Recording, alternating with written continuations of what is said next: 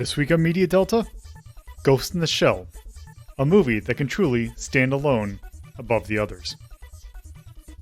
Hello and welcome to another episode of Media Delta. We have a kind of a famous movie. I feel like this movie was always back at least for at least in my early anime days. I feel like there was always two movies that got brought up. Like if you mentioned that you were into anime, like kind of as like the not the baby's first step, but like the entry level anime movies to watch. First one being Akira, and the second one being what we were talking about today, and that is Ghost in the Shell.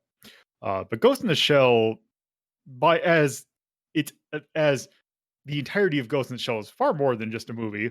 Originally started out as a manga, then became the movie, then became a standalone complex, and then kind of even expanded out from that. Oh, come on, you forgot about Innocence. Well, there's also Ghost in the Shell 2 Innocence and a few other things that I can't quite remember. Also, the game that we played and the reason why we're taking a look at this. Um, yeah, we watched the original, like the original called the movie. There was a 2.0 release which added a few scenes and changed a little. Kind of did like if you remember the Star Wars special editions when they first came out. Kind of did that treatment, except I don't think that to that quite of an extent. But I do know that I don't exactly know what they are. But I know that there were some changes that some people did not like. But yes, we are definitely going to be talking about the original release, although 2.0 is pretty much the same. Like it's close enough. If you watch either one, you'll get pretty much the same experience. Well, not the same experience, but you'll get the gist of it. Like I don't think you'll I mean, miss out on anything. the new scenes don't look great, but yeah. Yep. So yes, I was not the only one who watched it. So please introduce all yourselves. Hi, I'm Carnival, and she's so cold and human. Oh. This is Norman Rafferty. This is my voice. Now you have to find my body. I'm Torpid Typist, and some say to this very day, nobody's sure if I actually have a ghost. Okay. So yes, let's see. Just doing the thing that I should have done. Had the thing up. So yeah, Ghost in the Shell. When did you originally come out? Was it like late '80s? I think. 1995. Oh, no, that was a movie, but did the manga come out in '95? Ooh, no, the manga's way older than that. Yeah, I'm trying to figure. Let me see about that. Yeah, because I was a fan of the manga, and then of course there's a translation issue. The original Ghost in the Shell manga ran in Japan from April 1989 to November 1990, which is later than I thought, because I thought this was like mid to late '80s instead of just like right at the tail end. But yes, yes. This is after Shiro. This is after Appleseed was done, and this is after Dominion Tank Police was done, and Black Magic '88. This is pretty late, yeah, or mid stride for Shiro. yep, and yeah, the mangaka of this was Masamune Shiro, who this very much fits his style. Like it, this and Appleseed, I feel are very like. If I remember correctly, isn't it like a shared universe at some point, or is it all completely different? Like I know that I know Subaru is in multiple, but I Yeah, can't remember if it's all a same universe. Yeah, I was going to mention some things like Sebero, the arms company, show up as kind of rhyming things, but no, like Appleseed and Ghost in the Shell have some ideas that overlap, but they have different versions of Japan, so they're really not the same thing. Oh, okay, Yeah, because I and couldn't. themes. Oh yeah, definitely theming. Yeah, I couldn't remember if they were supposed to be in some same Yeah. universe or something. Tell me your fucking feelings on transhumanism. Yeah, It's great. yeah, that is very much what this one's about. Because I don't think either of the other ones went into that kind of territory. But yes, I think basically what we should probably just do is actually get into the questions, and we'll probably Oh bring yeah, some of this more sorry. information up. I did some looking up. Apparently, Appleseed is supposed to take place way in the future after Ghost in the Shell, but Huh? I thought. it's kind of loosey goosey. You know Yeah. how it is. All right. So First question. Carnival. What were your general impressions, and is there any particular element you'd like to bring up? I'm sure we'll come back around to this. Like, I enjoyed this. This was the first time I've actually seen the original Ghost of the Shell. Hell, this is I only just when Torpid started showing Standalone Complex, that's the first time I've seen Standalone Complex. So this was nice getting to see this thing that's like, I know this is referenced everywhere, but in my just kind of weird just timing is like, yeah, this is the stuff that I know by osmosis, but never actually have seen. Though probably the thing would just because I was watching Standalone Complex at the same time, it's like, stop the voices. Yep, there was quite a well, not quite a difference. There was at least a 6 year, like or at most a 6 year difference between the two. I mean, yeah, Carnival means a change in voice talent because yeah, the major was the big one as well as Togusa. Yeah. Uh, Bateau is the same though, which is Yes. nice. It also weird at the same time Yeah. because it's just that He's a weird veteran, right? one constant. Yeah, he's been in like U.S. voicing forever, right? Yeah, Richard F. Carr. He's a name that I've heard a lot. Yeah, he's around forever. He does work. Um, but yeah, any particular thing you'd like to bring up? No, not particular. Well, I guess I do appreciate that it presents like, yeah, cybernetics. They're not bad, but it's just they're expensive. So yeah, expect to be completely owned by whoever is paying them. Okay. Rafferty. I have a love-hate relationship with this movie because I agree with almost everyone. Like it looks wonderful. I think I've only seen the original, not the Redux version, and the original was the first to use like many digital effects, such as the holographic camo, and the talent's clearly on display. The city scenes look gorgeous. The water and reflections look wonderful. It's way up there with Akira in terms of beautiful cityscapes, and I think it looks wonderful. It's also a pretty like talky and cerebral movie that's got some high concepts in it. Why the reason why I say hate relationship is the manga goes into much greater detail on some of the concepts that the movie would be, and the movie goes off in a couple other directions that I think are a little like it's that adaptation to make it a little more palatable to audiences that I could go into detail when we're talking about more about the movie.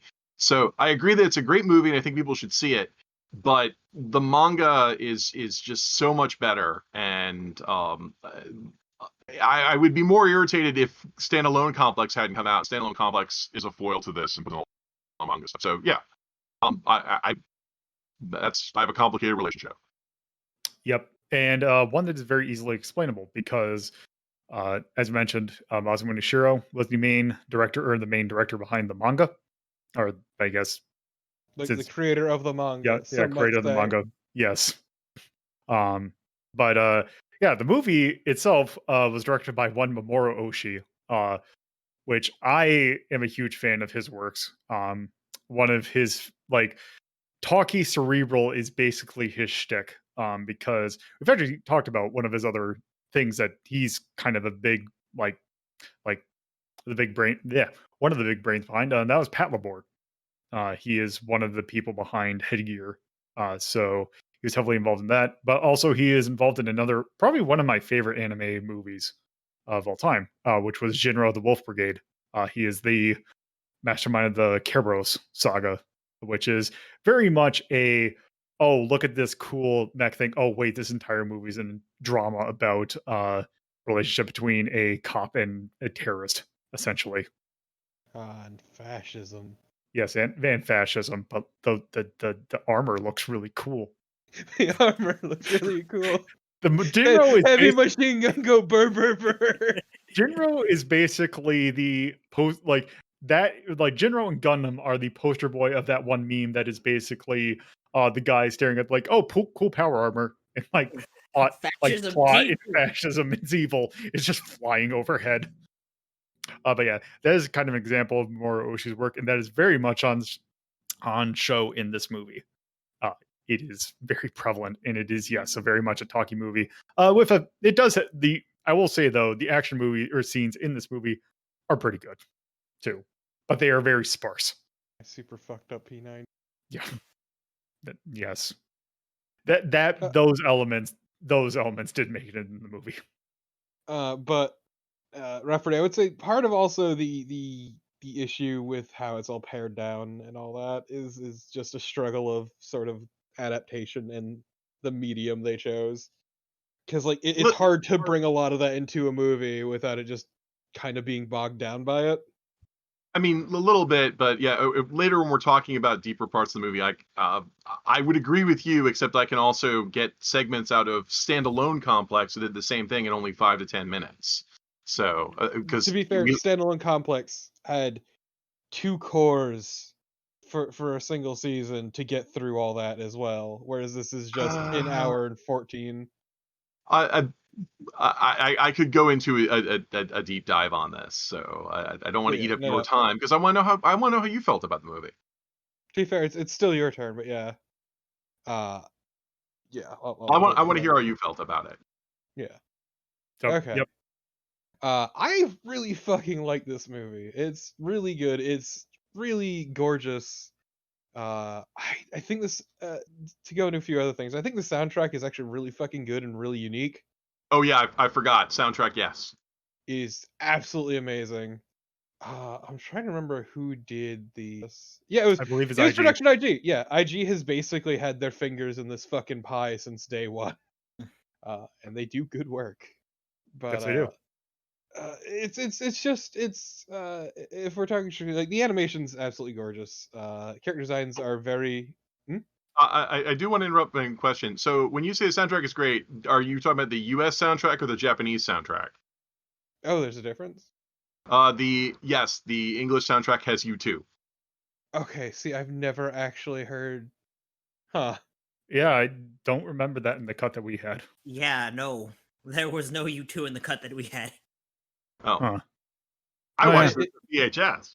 Oh, collaboration between you two and Brian Eno. Okay, it just may have been the Oh, cut. it's apparently the ending theme. Yeah, also, Yeah. it may have been in the cut that we had, which was this that I think it was. Yeah, they probably went back to the Japanese version. So I was just curious what you thought of the U2 song that's in it. No, never heard the U2 song, I thankfully. figured you guys did not hear the cut with U2. No. No, the actual music itself is incredibly unique with like heavy use of sort of vocals. And also something that wasn't used in like standalone Complex is the sort of look and aesthetic for this is much more heavily in like sort of built out slums and I guess the whole sprawl look. Uh, Yeah, the I mean, Kowloon Walled City thing that was like everywhere in Cyberpunk. yeah, it was very visually striking. Made for a lot of interesting shots just put up against it. And as I said, the character designs themselves are very unique and interesting. Also, Major has wicked fucking crazy eyes in this. She 'Cause does have a very distinct stare in this adaptation. just very like pale blue eyes. And goddamn, yeah, it's incredibly distinct. And yeah, it does wax philosophical, definitely, but not as much as some later properties would. Also, definitely a lot less than Innocence, which is basically Bato waxing philosophical for about an hour and a half, and then Yeah. things happen. I mean, like, if I want to interject, this movie is kind of like the Citizen Kane of anime, in the fact that if you go back, people will go back and watch Citizen Kane, they go, "What's the big deal? I've seen this before," and it's because every movie is ripping off Citizen Kane, which was the first movie to have those kinds of cuts. So here we are in Ghost in the Shell. It's like, no, every movie looks like Kowloon Walled City with these cybernetic babes with their weird 1,000-yard stare because it was in Ghost in the Shell. Yeah. For more blatant example, see Oni or Perfect Dark. Or at least in video games. So yeah. Anything else you want to add? Um, not off the top of my head. We can get into a deeper dive after, but yeah. All right. Yeah, my thoughts are generally like I definitely like this movie. It is definitely I would say I definitely like it's weird because overall I would say I like this movie, but the more that I kind of just realize that just as I'm watching this, it's like, huh, like I like this, but for some reason, like there's something keeping me from really loving this movie, if that makes sense. Like it's just like, oh, this is neat. But for some reason I don't have the attachment that I would say to other things. And I don't know why, which is weird because I really like um Moroshi's other work. It's just something about this particular like adaptation. Like I've been watching standalone comics as well. And I do really like that show. Like I do have a better kind of like if I um like the meat of standalone comics. Like that's something I can get behind. But I will say I really like the look of the movie. But if I were to watch um one or the other, I think I'd still rather watch standalone complex. There's just something about the movie that it's just like my eyes glaze over just a little bit. Um, I mean, I'm with you because, like I said, I love the way this movie looks, but I think the key difference is that I think Standalone Complex is a slightly smarter show because I think the characters interact a little bit better and fight a little bit more and have little better agendas. Whereas I think Standalone Complex, not Standalone, sorry, the movie, 1995 movie, has some very good visual elements, and a lot of times something is chosen because it will look good or use the CGI effects and is missing a lot of the who are these people and why are they doing these things. And it's not terrible, but I think it like there's just little bits that goes the movie often chooses visual hype over better storytelling in a couple key places, and I think that might be what you're missing because the standalone complex is different, where it's got less visuals but more story. yeah, Yeah, it is. I would say the Ghost in the Shell movie is a good chunk of it's just shit kind of happens, and then the plot happens later on in the movie. Like compare it to the standalone complex, both the Laughing Man and the Individual 11 had a lot more presence as, I guess you could call them antagonists, than say the Puppet Master did, who just mostly appeared near the end. Yeah, that well, they're following the manga was originally a lot more like standalone complex first gig, where it was like a Yeah, dozen or so serial stories, mostly standalone. And in fact, the movie apes that structure, like because the Puppet Master shows up in like a Reel 2 or whatever, disappears from the movie, and then comes back at the end. And that kind of mirrored what the manga was doing, which was the Puppet Master shows up and then disappears and comes back. Whereas if they were going to do that, if the movie's going to be about the Puppet Master, spoilers, everybody, then they didn't do a very good job of weaving it. Like I said, I think the problem is, as much as I love the garbage men scene, uh, um, that goes on very long and becomes the centerpiece everyone remembers. And it's like, oh wait, wasn't this a movie about transhumanism? yeah. Like I think that's also part of the problem is that like I just had a big problem trying to keep like some of the plot elements straight, like trying to like realize like, oh, what happened at the end with the puppet master? Like there's just little bits and pieces that I felt like I missed throughout the movie. Which threw me off a little bit. But Yeah, yeah, and like I said, I'm blaming the movie for that because one thing the movie doesn't do that the manga does is when the major and the puppet master are talking in the heads, the movie just has them either kind of lying there with voiceover or it does cutaways to other scenes that are going on. But in the manga, there's they have an interactive visual. The puppet master doesn't describe, I need to merge with you to evolve to have robustness. There's visual aids of here's all that stuff kind of happening. And like little to none of that made it into the movie. So you have this disjointed ending of the movie where everybody's talking about all these big ideas, but they're not showing you the big ideas. And that's a weird directorial choice that makes, like I think might be some of your disjunction here. that could be. Um, I have not actually read the manga, but I'll take your word for it because I have I fully read Appleseed, so I know that that stuff can definitely get through. So yeah, I guess that's my general thought. And for like a particular moment, I the one thing that I just remember is that basically, like I said, the action in this movie, because it's just an anecdote, because I it's the thing that I remember about this movie because back when I would say I was about, oh, say, let's say 12, like maybe very early Kazaa days. Like this is around the time that I was getting into anime. And I happened to acquire this movie through a one file sharing service. I can't remember exactly which one. But this was like one of the first movies I actually downloaded. And I remember watching it, and at that time, I was not huge into gore. So you watch a movie, I'm like, oh, this is kind of neat. Like, there's people standing there. Then that guy's head explodes, and I immediately closed the movie and never watched it again Just for about 6 years. 6 fucking years. turn to paste. Yeah. Yep. So The movie is incredibly detailed with its gore too. Not just with that, but like seeing fucking cyber bodies torn apart, or at the end, the Major trying to tear open the fucking tank and her body tearing to pieces. yeah. Uh yeah, this movie's very detailed about its gore. Like that dude's chest exploding. Mm-hmm. Um, yeah, so that's just the thing that I always associate with this movie. But yeah.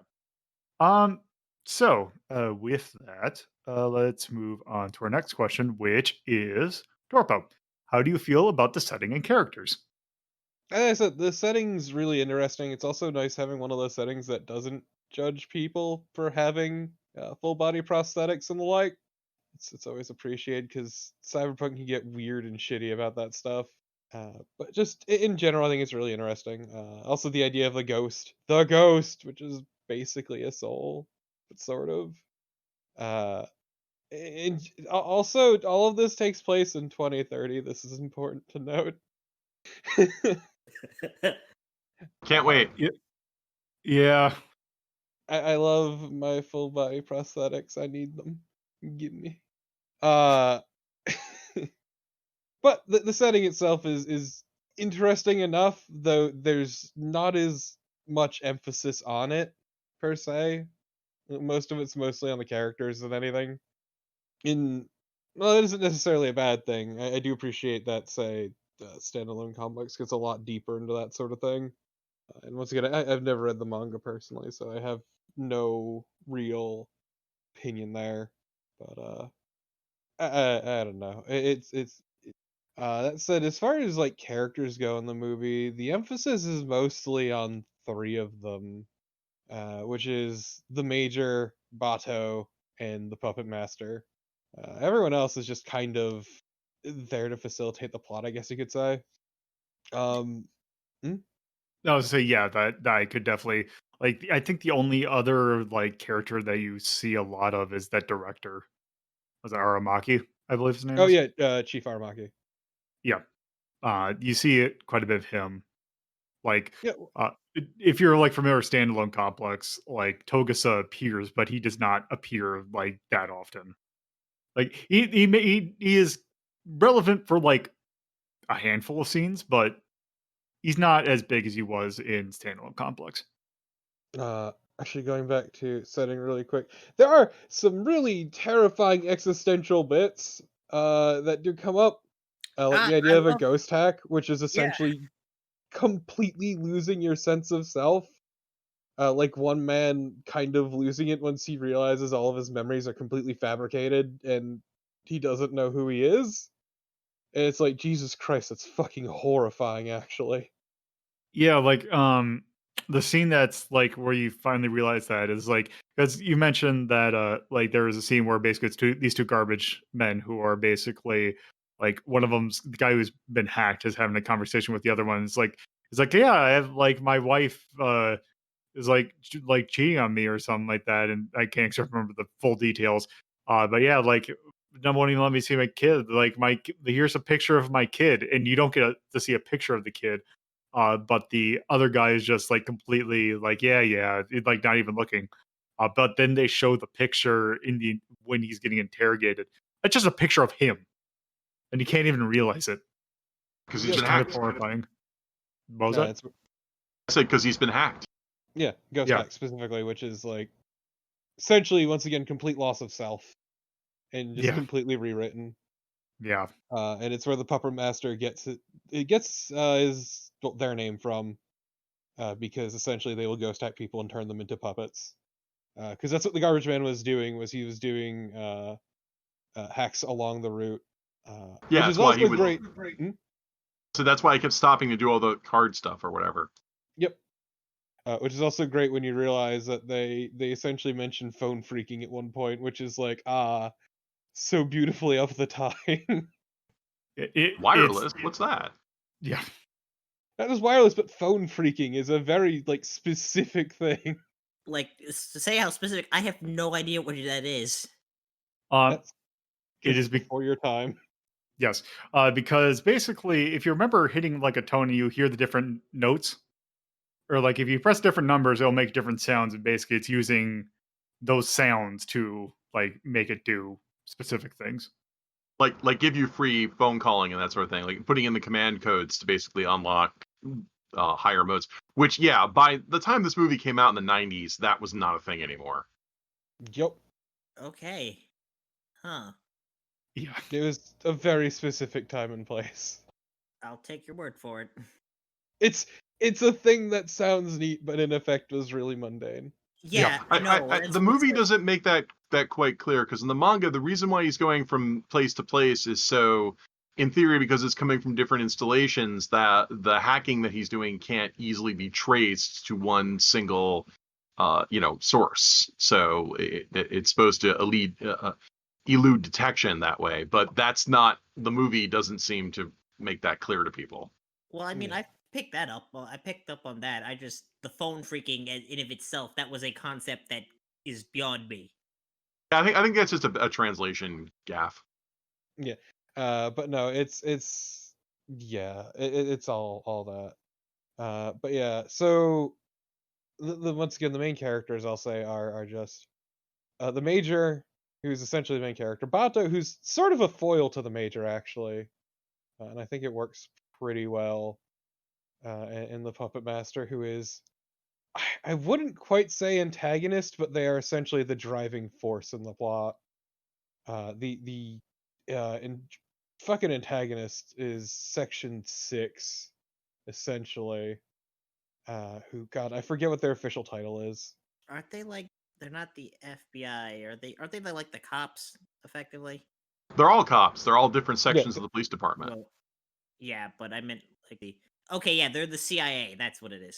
Yep. Public Security Section 6, Intelligence, Surveillance, and Reconnaissance. but yeah. So the major, they don't go much into her background, so she's sort of mostly mystery, which works fine in the context of the movie. And is brain no worky.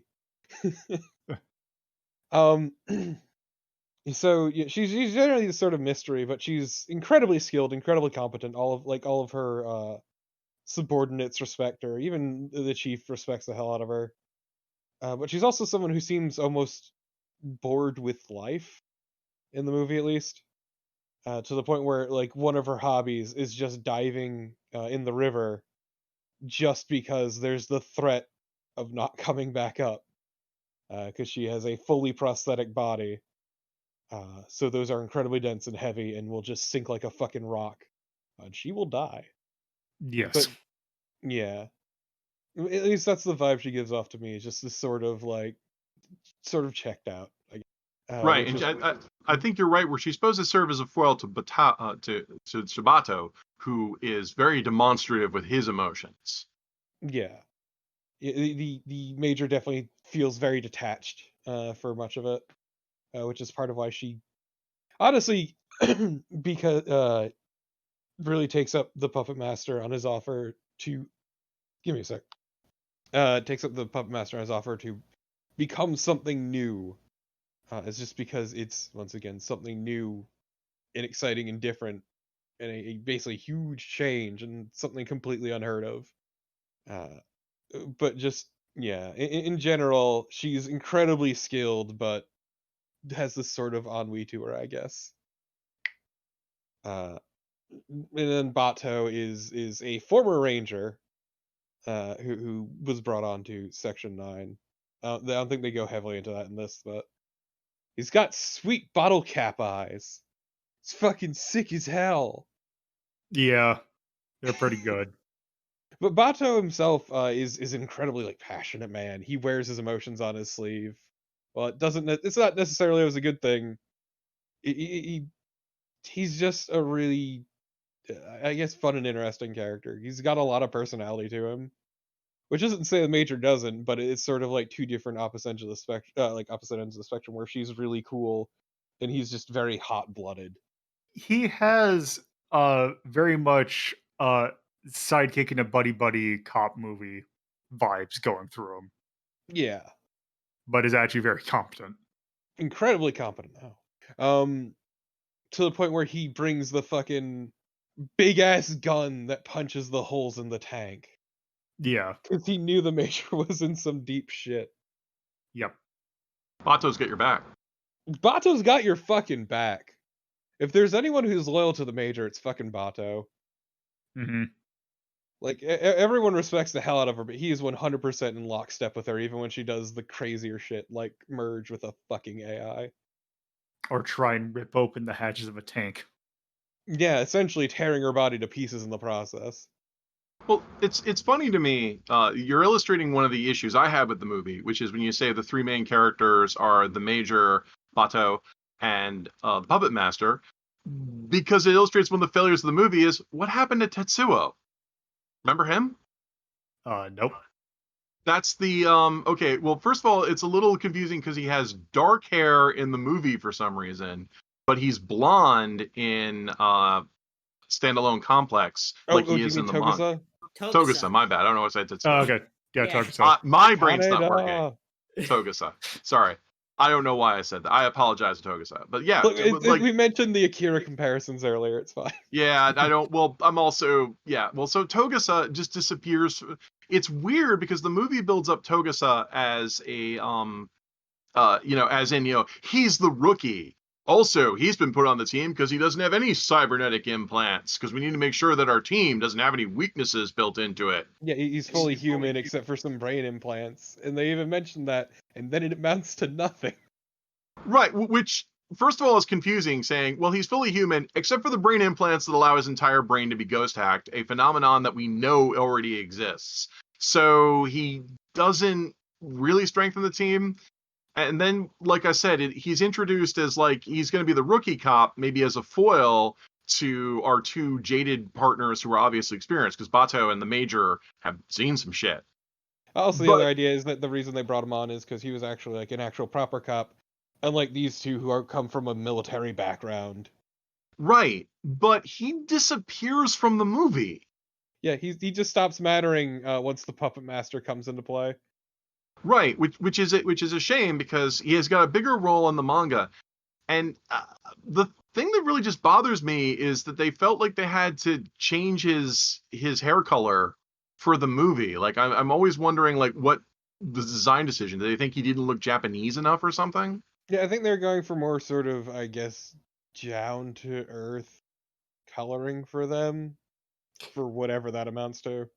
Like It it's a weird choice, and it's not really that important. It's one again. It's one of those weird choices that seems to be made in the movie to make it more palatable to audiences or something like that.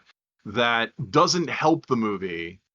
I mean, it doesn't help, and it possibly hurts the movie. And once again, just to have him show up in the movie, if he was just kind of there because he was in the manga, that would be fine. But they spend a lot of time building him up, and then he just disappears.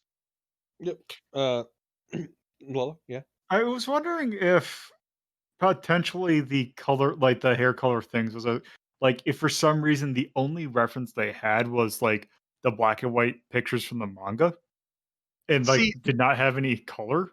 except they could call Shiro on the phone, and also he's white haired in the manga. So I don't.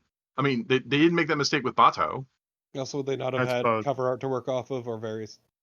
Yeah, Oh but they yeah, I could just suppose. call Shiro. It's not like he wasn't alive. Yeah.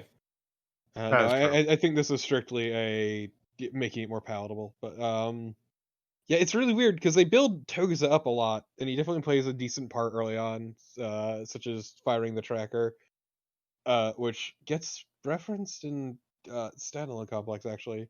Also, he never shutting up about his fucking pistol. We get it. You like it. Yeah, it was basically it's that great thing of like manga writers that are really into guns, I take it via airsoft. So like they reference the fact that Togusa uses a what is essentially a future version of an actual gun that's called the Meitaba auto revolver, which basically its thing is it is a revolver that is also semi-automatic, which is weird, but it looks really weird as well. It's a gun that also it's Vash the Stampede's gun, and Trigun is also based on that gun. Yeah, it's a weird French gun. If anything, the movie is downplaying it. The manga will often have footnotes on the side that explains what's going on and the different tech that's in there. So if anything, the movie's downplaying it. Yeah. Oh yeah, like especially like Appleseed did the same thing, and that is there's an entire book that is dedicated to all the little technical details of all the different like things that are in that universe. I like you said a book. There's more than one book. I have them. Okay, but what about that fucked up P90? Yeah, that's just a Severo kind of thing where it is he really likes his small like tiny caliber weaponry. It is Well, it's something that not is just also an that. Appleseed. It's when I say the weird fucked up P90, I mean the P90, but also it has the mag in the front. Yeah, Despite her clearly breaking it open too. it's weird. It's I mean, hmm? Shiro's dear to my heart because he's one of the few guys who actually worries about shell ejection. So, like the big giant gun that Batou brings at the end has a specific shell ejector mechanism that they put some thought into. And whenever he has his characters shooting in the manga, they're like either holding their hands above the guns or they have shell catchers built into the guns to keep hot brass from spraying everywhere, including their faces. So, yeah, no, Shiro is a nut for this kind of stuff. The briefcase guns are a highlight of the movie. Everyone agrees on that. Yeah, They're fucking ridiculous, and I love them. which those are also great because they are actually based on a real gun, except rather than in real life, the briefcase is just a gun, so you're expected to hold it sideways and just shoot, and it's just a briefcase. Yeah, It's mean, really weird which is what they do in the manga. For some reason, the movie makes them eject. I guess because it's a because it better. looks really cool. I mean, I personally prefer guitar cases, but Cannot briefcase be work. Desperado. So yeah, if you were Um, asking me about the characters, the hair, the Tetsuga is the thing that really just bothered me about it. I agree with Torpid on the other characters, but that they could have just edited him out of the movie, and it would have been I would even argue it's a better movie if they edited him out. But it's also too because like they mention like offhandedly other members of Section 9, but for some reason he gets a lot of screen time. For zero payoff. Yeah, for yeah, basically no payoff. Because I don't know it's what I mentioned before. Just like shit kind of happens up until the end where the plot actually happens. But yeah, so there's those characters. I guess yeah, we went over Togusa at length quite a bit. Funny enough that. There's also the Chief Aramaki, who's the leader of the bunch. You know him well. But other than that, that's pretty much all you need to know about him. Is that he's a section chief of Section 9. And then there's the Puppet Master, who is essentially an AI built by the American government and tossed out onto the net, and because of that, it eventually gained sentience. Yada yada. This thing that's been done to death, but it was more notable for the time. I guess is the way of putting it. It's another one of those things like just it's happened so much afterwards. It seems almost Trite. yeah. But so and once again earned the name the Puppet Master because they essentially ghost hack people, turning them into puppets who don't even know who they are or anything like that. Just complete destruction of self. Such as the garbage man who didn't know who he was or what he was. And this is a thing that happens, but nobody ever talks about it to the Puppet Master or judges him for it, and it's weird.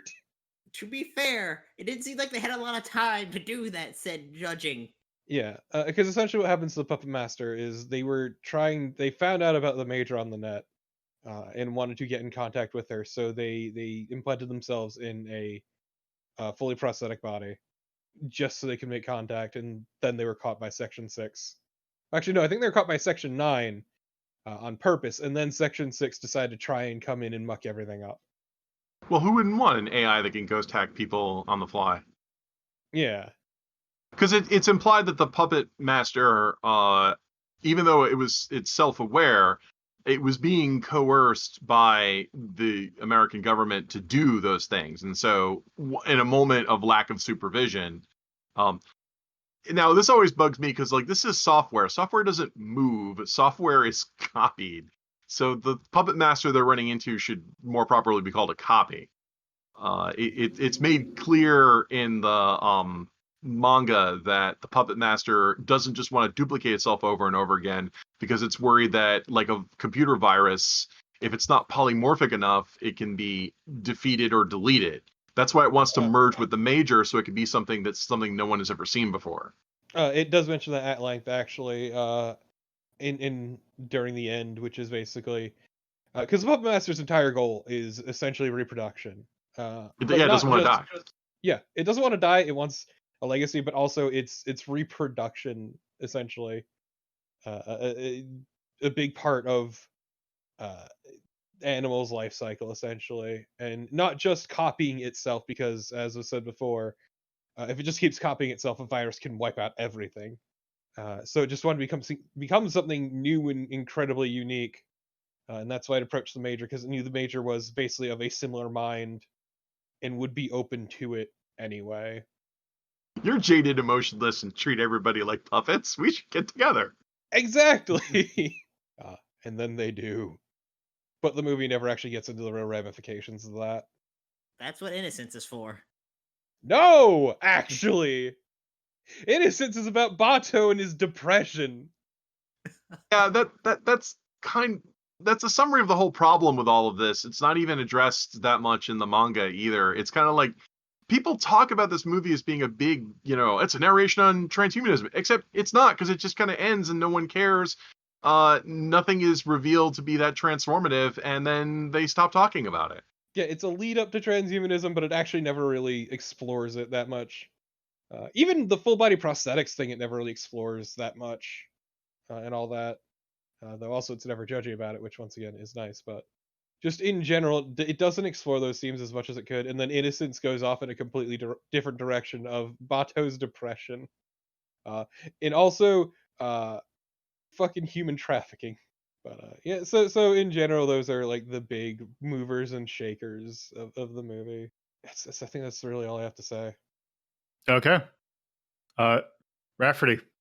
Yeah, I agree with everything, and I already spoke my piece about how I think the ways of Tetsuga. So, Okay. Let's talk about Pazu and Boma. Even in this movie. I don't think so. They're mentioned in name. I think Pazu is actually mentioned. Boma, Yeah, I don't think is mentioned.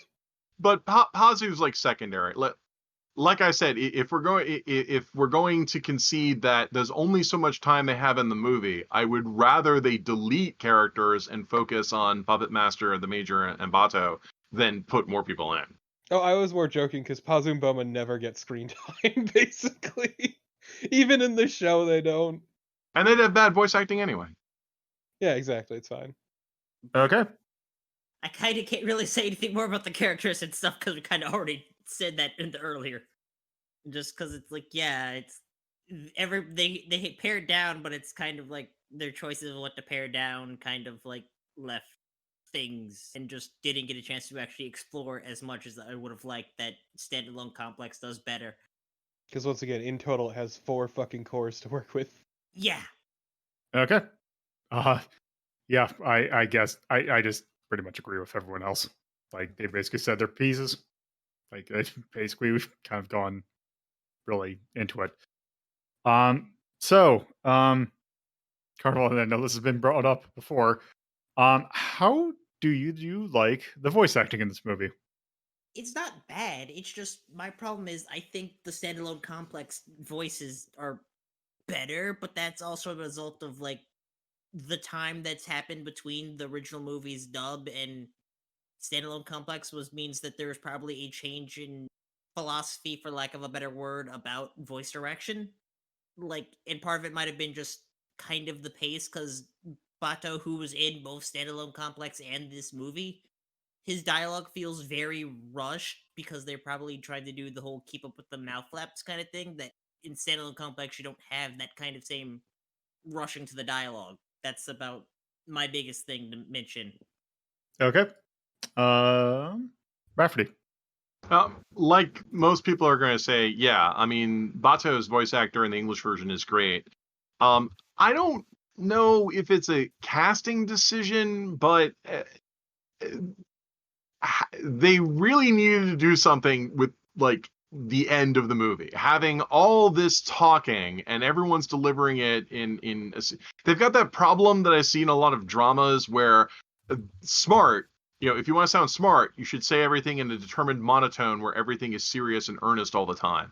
And this entire like lack of inflection and so much talking word delivery is like I think contributes once again to this. I had a similar feeling low. It's like I should be enjoying this a lot more than I am. To be fair, I appreciate Bato fucking losing it because he cannot hear what they're saying. Yes, but that's I think an example of the actor rising to the occasion. Whereas I think the like I don't know if it's a lack of direction or they're just not doing anything, but like they had to be able to do something. You don't have that problem in standalone complex where everyone is much better at delivering even the most boring lines. Okay. Good. Is that it? Well, that's it for me. Okay. Sorry. Torpo. So in general, I think the voice work is done fairly well. There's a reason a lot of characters sort of carry over into standalone complexes voice cast. Though I will say, Togusa's, while different, seemed pretty fine overall. Though I do like his standalone complex voice more. That said, Mimi Woods, I don't think was that strong as the maid. To note, Mimi Woods does not really have much voice work outside of this. The other only real notable thing she's done that I know of, at least, is Shayla from El Hazard, God, that which, like, in general, she seems to have dropped off the map from 2000 on.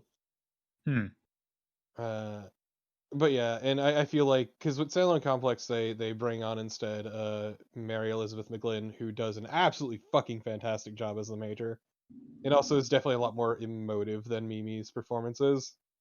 Well, yeah, I would agree because this is like the 90s. Like this movie came out in 1995, and apparently I didn't know it was a box office bomb because every video store had this. This was a huge hit on video.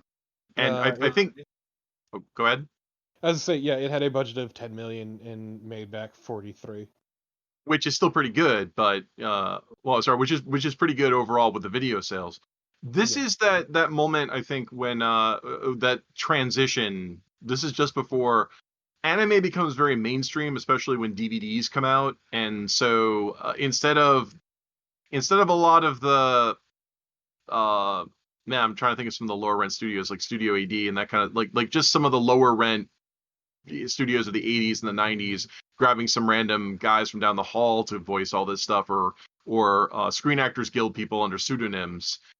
This is the transition point where now they throw some serious money or have a serious stable of actors at it. So this isn't that ugly transition phase, and that's probably why I think some of the old people might have been pushed out as a newer breed of professional voice actor came in. That's not to say anything down on the performance, the professionalism.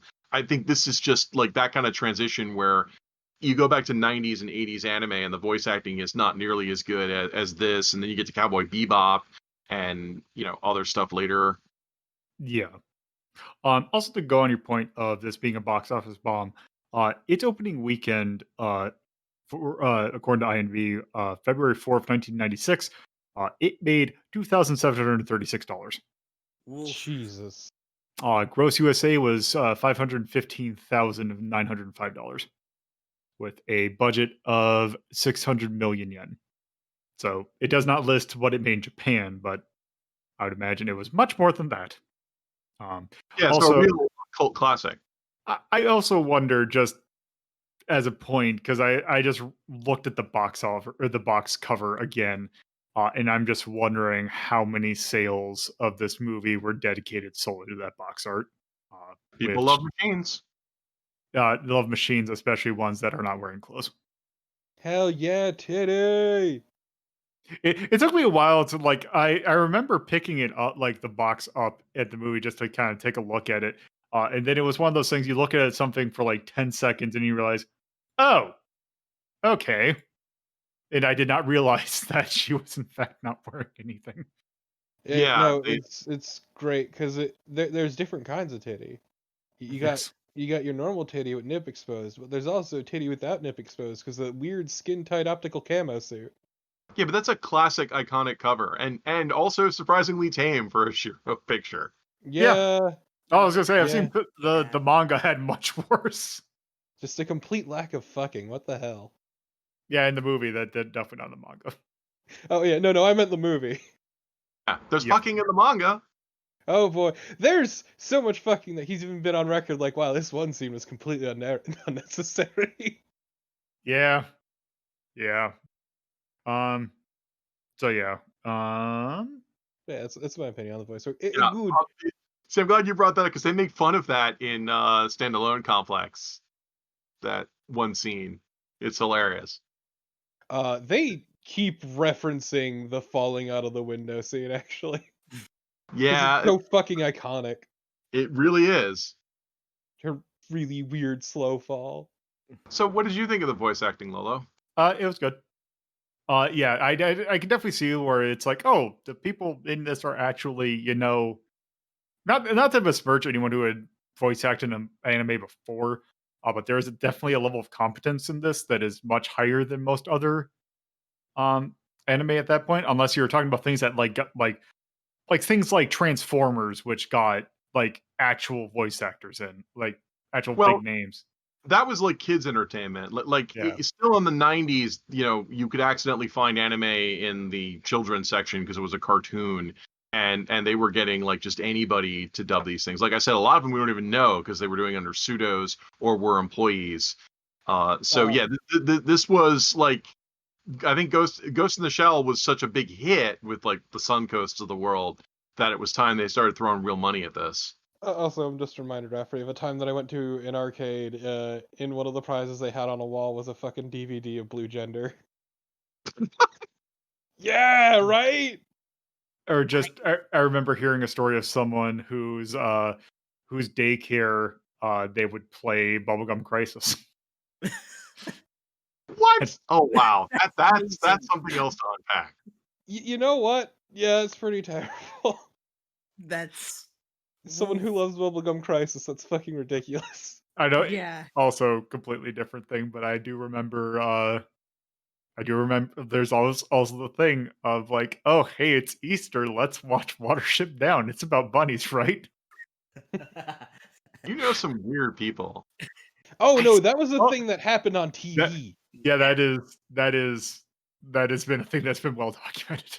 Wow, that's some people not doing research. Also, I swear that I remember seeing a thing on it, like a picture of HBO, like one of the family channels. And like at some point, I swear I saw a listing for they were showing Fritz the cat at one point, which is a major research failure. No, it's Or a severe editing hack job. I doubt it was edited.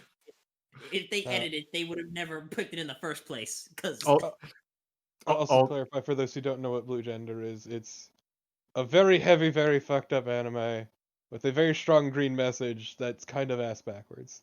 Hey, you know I'll- the parts we don't like about Neon Genesis Evangelion? What if we made an entire movie out of nothing but that? Yeah, but worse. It's also, I swear that I remember seeing one of my local video stores just put the Blue Girl in with the regular anime. yeah. Uh, but yes, that is a story. Also, Ninja Scroll is very commonly shown in like anime sections, and that's I felt like that should have been separated. Like that's not as bad as some of the ones, but that one's still pretty bad. But I digress. Um, yeah. So, Torfa, actually, I think we've actually kind of just covered this last question. How'd you feel about the production quality of this movie? Yeah, in general, it's pretty good. Very, very good looking, very sweet looking animation. Character designs were very striking. All that. The soundtrack was very unique and interesting, and I actually really appreciate it for that. Which is almost a shame that uh, fucking Stand Complex sort of diverged from that, but also that's perfectly fine because Yoko Kanno is a goddamn wizard. But I forget who did the soundtrack for this. Kenji Kawai, uh, because they are a staple of Mamoru Oshii work. They have been Yeah, involved. They are basically hip to hip, going back even to the OVAs of Pat Labor. huh? It's Pat Labor, but it's just so much easier to say Pat Labor. Yeah. Okay. Rafferty. Oh yeah, I think the production value is clearly like on display. Like everybody talks about the Garbage Man shootout because that's amazing to watch. And I think the major floating up from the river with her face reflecting on the surface is also an iconic shot. Uh, in fact, iconic is a way to describe a lot of this movie because there's a lot of things like the falling out the window, the the shootouts, like the whole garbage scene, chasing the garbage man around. That's a very good action shot by shot make. Everything is clearly the movie is great to look at, and which of course, like I keep beating this dead horse, which is why it kills me that you get to the end and okay, ripping apart the tank is pretty cool, but there's just some sequences like a lot of the lying there motionlessly and just talking about how we need to evolve. I would kill to just have a bad CGI like of like bubbles saying we need, like in the manga, just anything to look at. No, no, I agree with you 100%. Just this juxtaposition of like this big tank fight and this incredibly detailed tearing apart of the body, and then just them lying there for like 10 fucking minutes straight doing nothing. I think it might be a metaphor for the animators who, when they got done with that scene, like, okay, we need a break. Out of money now. Put all But our they budget in those previous scenes. We put all our budget in that man getting turned to a pile of gore. We're done. yeah, well, it's weird because the movie at the time they were hyping up like, oh my god, we use digital compositing. This is the future, and it's like they easily could have put in a sequence in there of like, because you see it in Standalone Complex, in especially Second Gig when they dive into the net and there's all that weird CGI type stuff going on. Like if they had just done a bargain basement version of that, it would have blown our minds in 1995. It would have looked good. It wouldn't have been that expensive. Just anything. I mean, there were the shots of the Section 6 folks coming in on the helicopters, but that only did so much to really otherwise pick apart the scene of just two Yeah, but voices going at it while the nothing helicopter happens. shots look like they came from the second unit director. I mean, you watch the garbage man scene and there's lots of little bits of where they're driving the car around at odd angles, and especially what I really like is when the one guy who's got the high grade bullets that are overrated for his gun, like he changes his posture, tightens his grip. You feel really tense into that, and it's like, wow, they're doing all this little extra stuff that a lower rent anime wouldn't do. And it's like that looks really cool. And then you get to like the helicopter scene looks like it, like I said, it came out of a much lower budget movie. Maybe they Yeah, did use up all their money on the garbage man scene, but it's still, you don't want to, you shouldn't end on that. it's very weirdly paced just in general. Seconded. So that's my 2 cents. All right, Carnival. Yeah, like uh, it was very good to look at, except and then we get philosophized at for a bit at the ending. Oh, Don't forget that sweet symbolism on the wall in the back. yes. Which that also apparently was a reference to another one of Oshi's other works called Angel Egg. Fucking course it was. What the ending? The specifically the shot of in the tank scene, the tank shooting up the tree. The Oh, evolutionary tree leading up to God, Humanus or whatever the fuck it had. Dominus. It was a really dumb, really stupid symbolism thing. Yeah. Um, well, since I think we've kind of went over or went um yeah, I fully admit like I really like this movie looks really good and has really good production quality and I can't really It think of anything else to say. flexes its fucking budget a number of Yeah. times. Oh yes. So I think we've kind of gone into the general themes of the movie already. Basically kind of going into how it tries to talk into transhumanism but kind of fumbles it quite a bit. So I think we actually we I'd argue it's less that it quite fumbles it, and it's more like it builds up to it with no payoff. yeah, that's probably a better way of putting it. No, Um, I mean, I would say it fumbles it because, all right, I'm going to complain about the ending because I have to. So I mean, in the I guess building up to it with no payoff is fumbling it, but yeah. yeah. Yeah, because like in the manga, they do a much bigger search to get a body because originally the major has another body that's stashed, but it's gone bad, so they have to get another body real quick, and then the one that Bato finds is revealed. The major tells Bato, says, "Hey, you realize that you put me in the body of an adult male."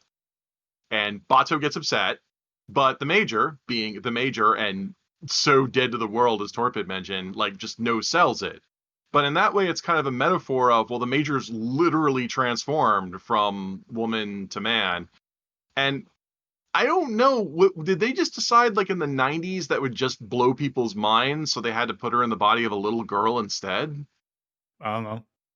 I mean, it's always struck me as it's a nice first. Maybe they thought it was too levitus because it was a joke, and this movie hates humor, so they removed anything that was remotely humorous. But in the manga, it's a nice it's a nice little joke and a couple of transcendence. The major's literally transformed into something different, and now things are going to be different. And the ending they chose for the movie, they just kind of no sell it and just turn her into a cutesy little girl like it's a metaphor for the anime industry or something. It's one of those things that I've always like struck me as they're kind of missing the point. Transhumanism could also be seen as a little out of the norm and transgressive and moving beyond. And this movie just consistently makes a lot of safe choices and walking away from anything that might, that they think might confuse their audience or something. So Also, Bato's hand wave was really weird, which is, he says, is the quickest thing I could get on the black market. Also, it's great in that scene is that for about I'd say about 3 lines, they changed the voice actor, and then it's like, yeah, no, I'm just using my normal voice now. It calibration. You just got to get the calibration working, and then there we go. We're back to normal. Just had one hell of a frog in your throat. well, the line in the manga was Bato says, "I wondered why your voice was so deep."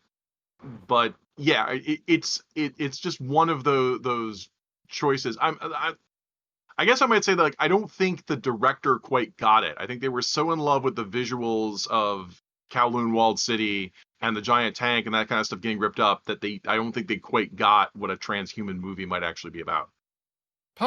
Possibly, I don't remember what I think Angel's Egg might also be about like something like that, but I think it's of a different type. So possibly that he was trying to go for a different message than that, and it just kind of that got pushed to the side.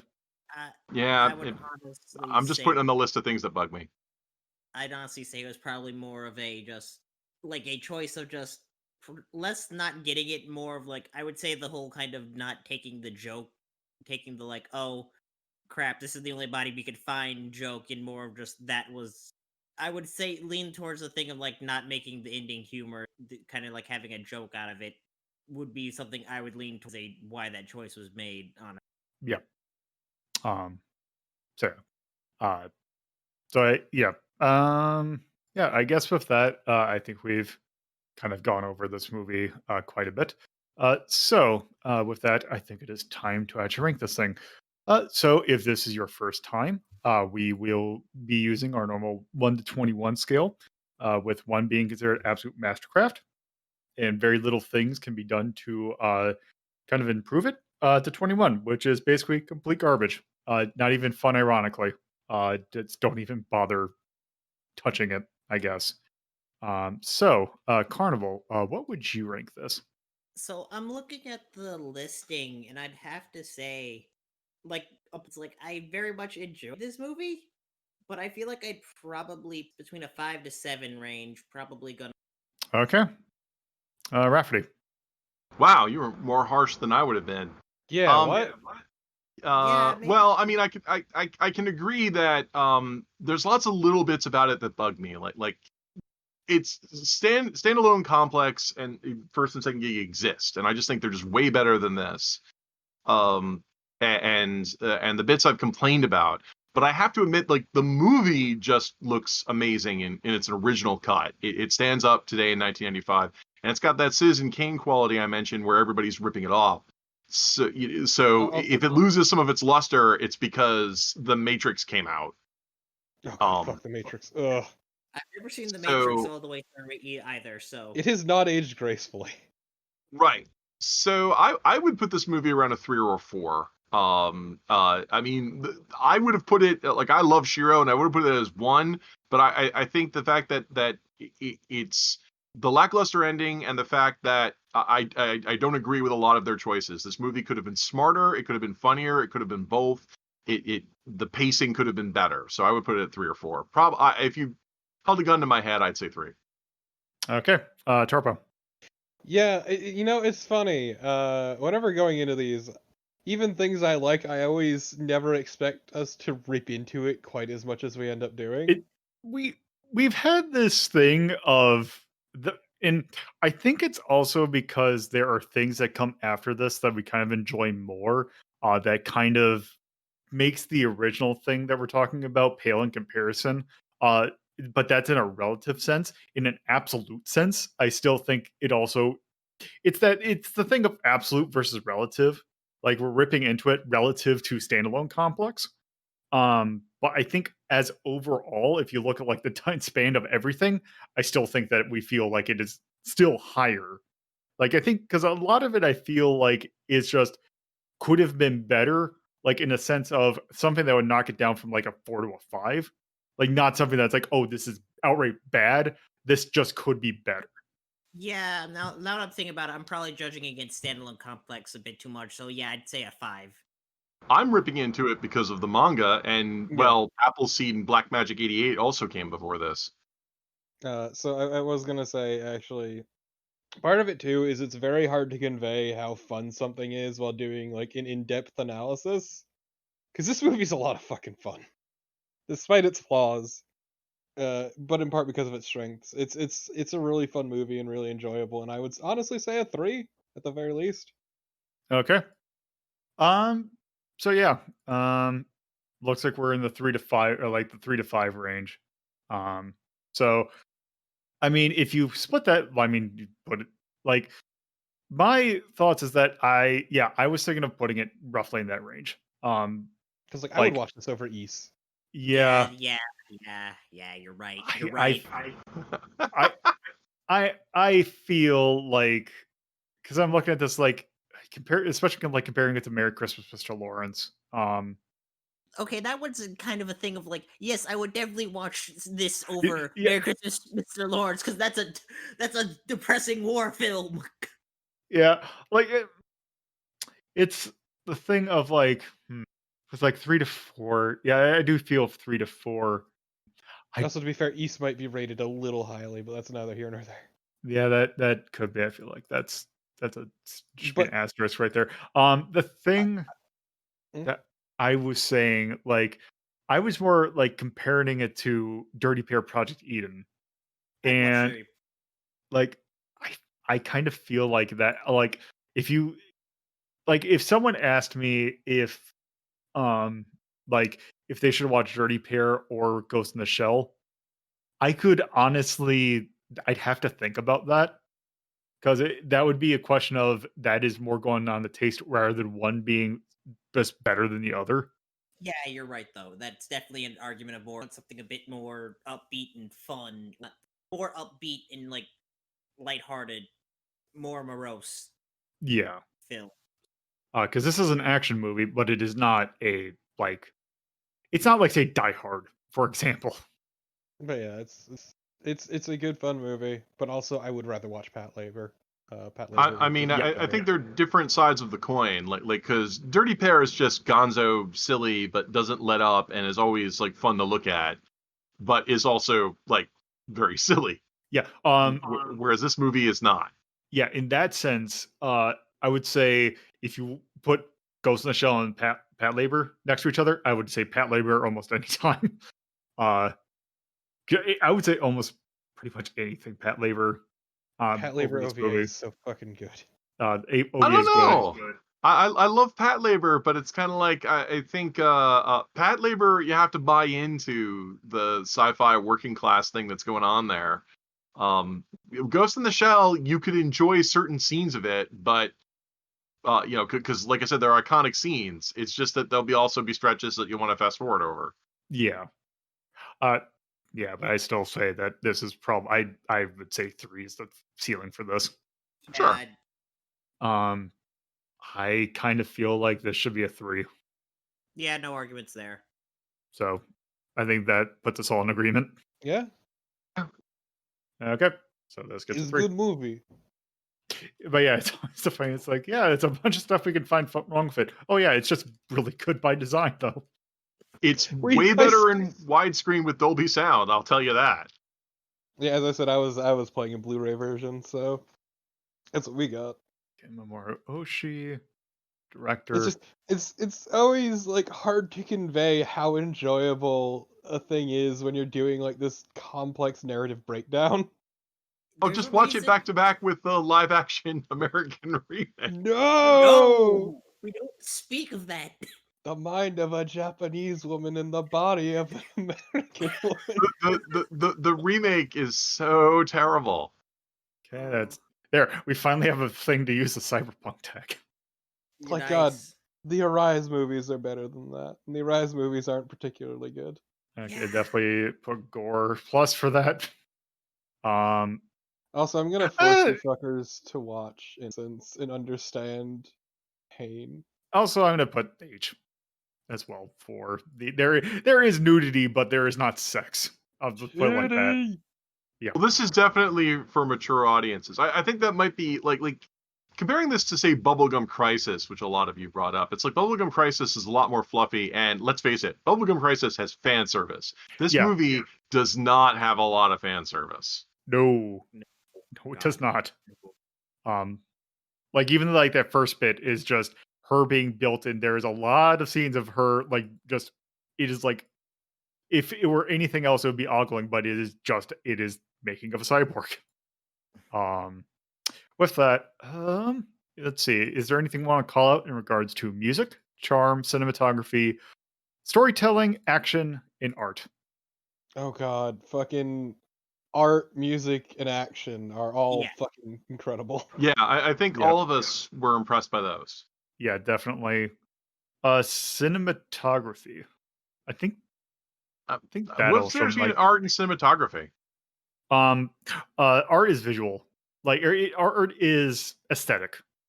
Whereas Cinematography like is actual cinematography is like scene composition. yeah. Which I would say there's a reason a lot of scenes are iconic in this. Yeah, I Yeah. think Or I like think Raph, you're talking about the man squaring up, getting ready for the shot with the high velocity rounds. yeah. I think we agree the movie has pacing and directing problems. So I would definitely say yes to art, but I'm not sure I could say yes to cinematography.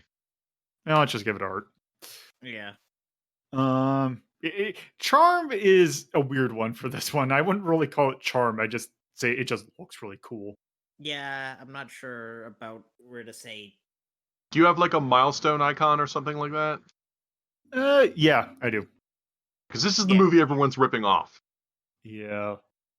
Man, now I'm just thinking of Oni. It's which the was- Velvet Underground of cyberpunk movie. there it is. Oh, that's not. I thought I had one. Oh well. Maybe I'll put that. Anyway, use an anchor or something. That actually might be a good idea. I don't think you were using place of interest, which is the weird clover symbol. There we go. Yeah, that's good for that. Any yay or nays? I think we all complained about the pacing. I was gonna say wasted potential. Yeah. We can do story actually. Put wasted potential in story, or drama, I guess. Yeah, I'm just I would have to agree with that. Like I got problems. Pacing issues. That pace feels too sluggish. It's sporadic is the problem. And there's stuff they don't need. Um. Oh, I wonder if there could be a charm that's like bloated. I You know like it a has to balloon? call it that. It was like not that long a movie. I would just put like a wrench or something in there that says this needs fixing. Yeah, like rough around the edges. Because there's Yeah. good parts and there's bad parts. Yeah. I can't spell the word wrench. There it is. That looks bad, but whatever. Um, yeah, like the wrench. Did someone mention something else? I don't think. Okay, I think that's probably good for that. Yeah. Yeah, I don't think we need to overthink it. All right. So, yep, there's Ghost in the Shell. It's a it's a 3. Very good movie. That there's a reason why it's one of the iconic anime movies. So I guess with that, before we head out, Carnival, is there anything you want to plug? You can follow me on Twitter and remember, she's got incredible math. She is incredible math. Stop fucking it up. Damn it. Okay, Rafferty. Yeah. So if you're listening to this in June of 2020, my company Sanguine Games makes a cyberpunk game called Bleeding Edge for tabletop role playing, and I believe this week it's actually free. So if you want to download that from drivethrurpg.com, it's called Bleeding Edge, high tech, low life role play, and we go into great detail of cyberpunk as a movement throughout the ages and talk about all kinds of nerdy stuff. So hey, All right, Turbo. Twitch.tv/torpidtypist and @torpidtypist on Twitter. And I would like to plug the holes punched through my tank by that giant fucking anti-tank rifle. All right. My baby. Also, real quick, incredibly detailed fucking bullet impact marks in that Yep. goddamn movie. Oh yeah. Like when Bato punches a hole in that tank, you can fucking feel it. Yeah, that is very much. I think that is it. It's something that's very prevalent in Mamoru Oshii stuff. So yeah, with that, that is enough of Ghost in the Shell. So next week we have a very different movie, an extremely different movie.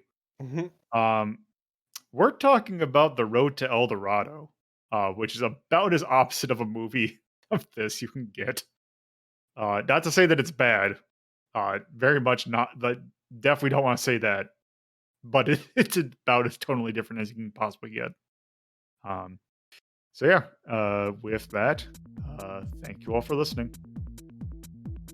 If you would like to look at the full list of rankings for yourself, please visit r3.ldp.life and go to the Media Delta List tab. If you would like to watch Media Delta's sister show, Retro Rank Rhapsody, you can either watch at youtube.ldp.life or by tuning into twitch.tv/LoadToPuzzlo at 7:30 p.m. on Fridays, 2:30 p.m. on Saturdays, and 1 p.m. on Sundays. All those times are from the Eastern US time zone. If you would like to discuss this episode with the community, you can do so by joining our Discord server, which you can do so by going to discord.ldp.life. Thank you again for listening, and I hope you tune in for our next episode.